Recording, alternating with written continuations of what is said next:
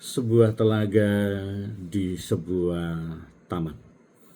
Kebun bunga terbentang dan mentari bersinar. Demikianlah juga pada akhir zaman. Malaikat-malaikat akan datang memisahkan orang jahat dari orang benar. Saya Pastor Petrus Suharjono SJ menghaturkan kepada Anda sekalian salam kasih hati kudus Yesus dan berkat Allah yang Maha Kuasa dalam nama Bapa dan Putra dan Roh Kudus. Amin. Pada kesempatan ini bersama-sama kita akan mendengarkan dan sekaligus merenungkan bacaan Injil dari Injil Matius bab 13 ayat 47 sampai 53. Bacaan Injil ini juga menjadi bahan permenungan kita dalam perayaan Ekaristi Hari Biasa Pekan Biasa ke-17 Kamis 31 Juli 2025. Gereja mengadakan peringatan wajib Santo Ignatius dari Loyola, seorang imam. Sekali peristiwa, Yesus bersabda kepada orang banyak, "Hal kerajaan surga itu seumpama pukat yang dilabuhkan di laut, lalu mengumpulkan berbagai jenis ikan. Setelah penuh pukat itu ditarik orang ke pantai. Lalu mereka duduk dan dipilihlah ikan-ikan itu. Ikan yang baik dikumpulkan ke dalam pasu, yang buruk dibuang. Demikianlah juga pada akhir zaman. Malaikat-malaikat datang memisahkan orang jahat dari orang benar. Yang jahat lalu mereka campakkan ke dalam dapur api. Di sana ada ratapan dan kerta gigi. Mengertikah kalian akan segala hal ini?" Orang-orang menjawab, "Ya, kami mengerti." Maka bersabdalah Yesus kepada mereka, "Karena itu setiap ahli Taurat yang menerima pelajaran hal kerajaan Allah, seumpama seorang tuan rumah yang mengeluarkan harta yang baru dan yang lama dari perbendaharaannya." Setelah selesai menyampaikan perumpamaan itu, Yesus pergi dari sana. Demikianlah sabda Tuhan. Terpujilah Kristus. Saudara-saudari yang terkasih, selamat pagi. Bagaimana kabar Anda hari ini? Semoga selalu sehat, berbahagia, bergembira, bersukacita luar biasa, dan senantiasa merasakan kasih dan penyertaan Tuhan di hari yang baru ini. Semoga Anda sekalian, kita semua tetap setia dan tekun saling mendukung dan mendoakan satu sama lain, supaya kita diteguhkan dalam iman, dikokohkan dalam harapan kita, dan dikobarkan dalam kasih kita kepada Allah dan juga kepada sesama. Dan selamat merayakan pesta nama pelindung bagi Anda sekalian, pribadi-pribadi, kombas-kombas, wilayah-wilayah, stasi-stasi, paroki-paroki, dan komunitas umat beriman yang bernaung di bawah nama Santo Ignatius dari Loyola. Semoga berkat doa dan teladan Santo Ignatius, kita akan semakin dimampukan, dikokohkan, dikuatkan dalam upaya kita untuk memuliakan Tuhan dalam keseluruhan kehidupan kita.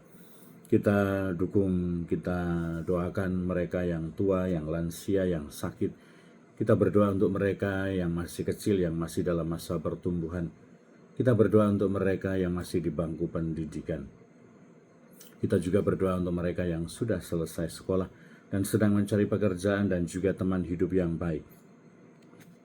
Kita juga berdoa untuk mereka yang terus aktif berpartisipasi dalam kegiatan pelayanan pastoral untuk kemuliaan Tuhan dan keselamatan sesama. Kita juga berdoa untuk mereka yang telah meninggal. Semoga berbahagia bersama dengan para kudus di surga. Dan kiranya bahwa pengajaran Yesus berkaitan dengan kerajaan Allah. Kerajaan Allah itu seumpama pukat yang dilabuhkan, yang ditebarkan di laut, dan mengumpulkan berbagai jenis ikan. Tentu saja kita semua mengerti dan tahu bahwa kerajaan Allah, Allah yang hadir, Allah yang meraja, tentu bagi semua orang yang jahat dan yang baik. Tetapi tentu saja bahwa kerajaan Allah itu akan diterima, akan menjangkau, akan sungguh-sungguh menguasai orang-orang yang baik, dilambangkan dengan ikan yang baik. Orang yang membuka hati, membuka pikiran, membuka diri bagi sabda Tuhan, bagi cinta kasih Allah, bagi belas kasih Allah, bagi pengampunan Allah, bagi kebaikan Tuhan di dalam hidupnya, mengumpulkan orang-orang supaya ada di jalan keselamatan, ada di jalan Tuhan.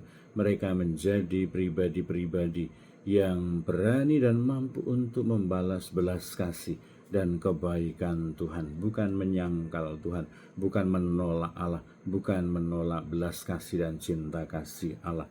Dan kiranya bahwa konsekuensi dari pilihan setiap orang juga tentu ada dan memiliki dampak di dalam kehidupannya. Ketika dia membuka hati, membuka pikiran, membuka hidupnya untuk kerajaan Allah, maka dia akan memperoleh kebaikan, hidup dalam kebaikan, dan mengupayakan kebaikan. Sebaliknya, ketika dia tetap berkeras kepala di dalam atau di luar kerajaan Allah, maka hidupnya juga akan menjadi suatu hidup yang tidak bisa dipertanggungjawabkan, hidup yang tidak selaras dengan kehendak Allah, hidup di luar keselamatan. Maka semoga kita senantiasa merenungkan, merefleksikan diri kita.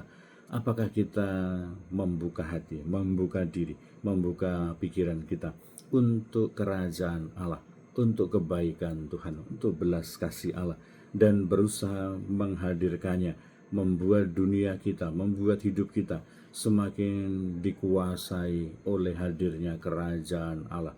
Tentu saja setiap hari kita berdoa, Bapa kami, dan di dalam doa Bapa kami, datanglah kerajaan di atas bumi seperti di dalam surga.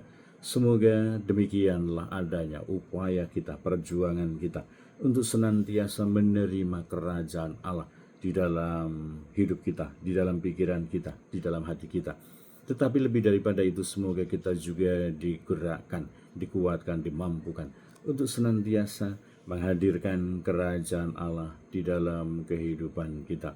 Yesus mengatakan, maka bersabdalah Yesus kepada mereka, karena itu setiap ahli Taurat yang menerima pelajaran hal kerajaan Allah, seumpama seorang tuan rumah yang mengeluarkan harta yang baru dan yang lama dari perbendaharaannya.